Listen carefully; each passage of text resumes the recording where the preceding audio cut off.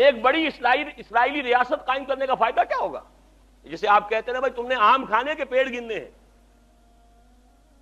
اگر تم اسرائیلی ریاست بڑی بناؤ گے تو عرب ریزنٹ کریں گے، عربوں میں رد عمل ہوگا، پوری دنیا کا مسلمان بھی چیخے گا، عرب بھی بغاوت کریں گے، وہ بھی تمہیں ماریں گے، تم انہیں مارو گے تو تمہیں بھی تو ماریں گے نا. انتفاضہ ہوا یا کچھ ہوا یا پی ایل او نے کیا تو یہ اسرائیلی بھی مرے کہ نہیں مرے؟ یہاں فلسطینی مرے وہاں وہ بھی مرے، تو کیا فائدہ مرنے سے؟ جو گڑ دے کر مارا جا سکتا ہو اسے خام خواہ زہر دینا.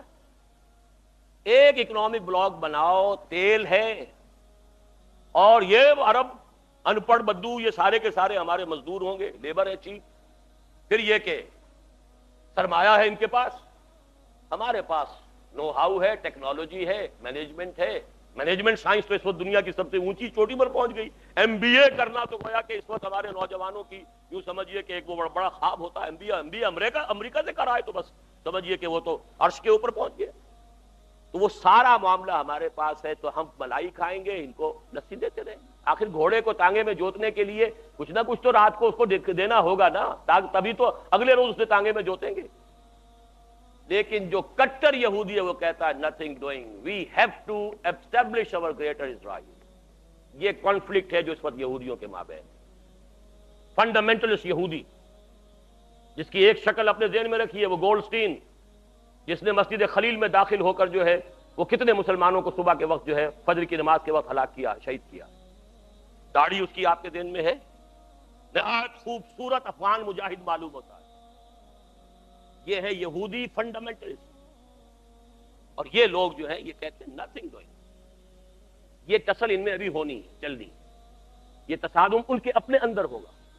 میں جب گیا تھا جنوری فروری میں اس سال امریکہ، تو ایک بہت بڑا ڈیمونسٹریشن ان کٹر یہودیوں کا نیو یارک میں ہوا تھا اسرائیل کے خلاف، کہ وہاں کہیں کوئی نئی سیٹلمنٹ تھی، کوئی سڑک نکالی جانی تھی، وہاں ایک پرانا قبرستان تھا یہودیوں کا، اس کو وہ منہدم کر رہے تھے. تو اس کے خلاف بڑا زبردست وہ جو وہاں کے مذہبی یہودی ہیں، لمبی لمبی داڑھیوں والے اور لمبی لمبی زلفوں والے، ان کا بہت بڑا جلوس نکلا تھا اور بہت بڑا ڈیمونسٹریشن تھا اسرائیل کے خلاف. تو یہ کانفلکٹ ہے، لیکن ایک چیز ان کے مابین متفق علیہ ہے،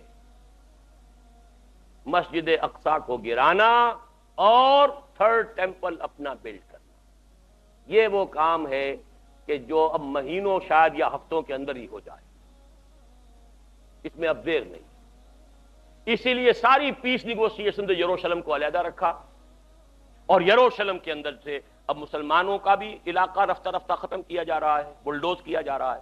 عیسائیوں کی تعداد بھی رفتہ رفتہ کم ہو رہی ہے. اور اب وہاں آپ نے سن لیا ہوگا کہ امریکن ایمبیسی جو ہے وہ شفٹ ہونے کا فیصلہ ہو چکا ہے. ریزنٹمنٹ کہیں اور ہو رہی ہے، ہمارے ہاں کوئی کسی کو ہوش ہی نہیں اس بات کی. ہمارے ہاں تو اپنی سیاست جو ہے اور اپنی سیٹیں اور اپنا وہ اس کے علاوہ کسی کو کوئی فکر ہی نہیں ہے کیا ہو رہا ہے. ہندوستان میں ڈیمونسٹریشنز ہو رہے ہیں، پیپسی کولا گو بیک. ہم کہتے ہیں کم کم، ملٹی نیشنلز کم، آؤ ہمارے ہاں، ہم تو بھوکے پڑے ہوئے، ڈالر آئے یہاں پر اور ہمارے لیے کو بندوبست کرے. ان میں یہ شعور ہے کہ تو آئے تو ڈالر، جب تو آئے گا تو کیا کیا فساد لے کر آئے گا. ہندوؤں میں یہ موجود ہے احساس، ہمارے اندر نہیں. آج تک کبھی کوئی ڈیمونسٹریشن نہیں ہوا اس ملک کے اندر کہ یہ ملٹی نیشنلز جو آ رہی ہیں یہ کتنی بڑی قیامت ہمارے لیے اور کتنی بڑی خباثت ہے کہ جو آ رہی ہے اس ملک کے. ہم سمجھتے ہیں وہ ڈالر لے آئیں گے، ہماری جو ہے اکنامک حالت اچھی ہو جائے.